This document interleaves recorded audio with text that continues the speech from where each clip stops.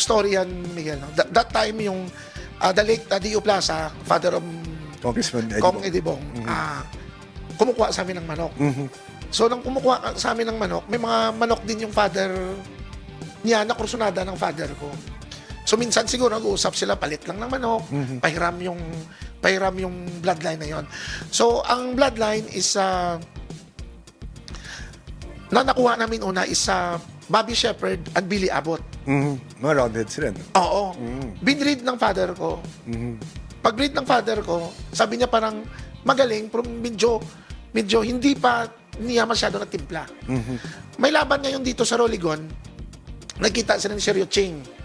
Sabi niya kay Sergio, baka pwede ako makapalit sa'yo ng manok na bibilhin ko kung alam ko dumating yung mga imported mo.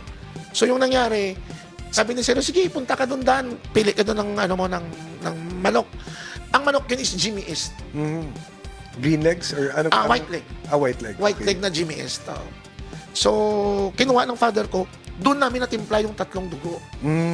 Pagtimpla namin ng tatlong So, dugo, ano ulit yung tatlong yan? Bobby Shepherd, Okay. Billy Abbott, And at saka East. Jimmy East. So, three-way cross siya. Three-way cross, pero sa alam ko parang mga white leg sila. Nung maliit pa ko mga white leg yung mga manok eh. Mga white leg sila. Pero yung kulay, hindi mga light. Medyo dark sila. Yung iba lumalabas parang may ring dito na light, no? Pero dark dito. May mga bandila kaunti. That time, the late Boy Roa, yung ang partner namin sa Mindanao, bumili sa amin ng manok. Bumili at saka dinala sa Cagayan. Cagayan de Oro para palugunin. Ngayon, wala na kaming mga iwan dahil nabinta na rin namin. May international ngayon sa Bacolod.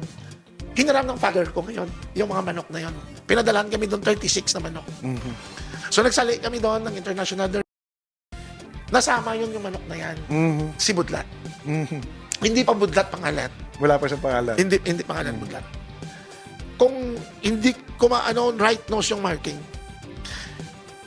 dinaba namin, walang sugat. Pero natandaan ko sa salpukan, sa record namin noon, sa salpukan, gine-grade namin yung dati. Anong grade ni Budlat?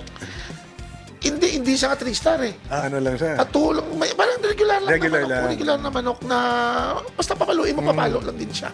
Pero hindi talagang super sa natingin mo.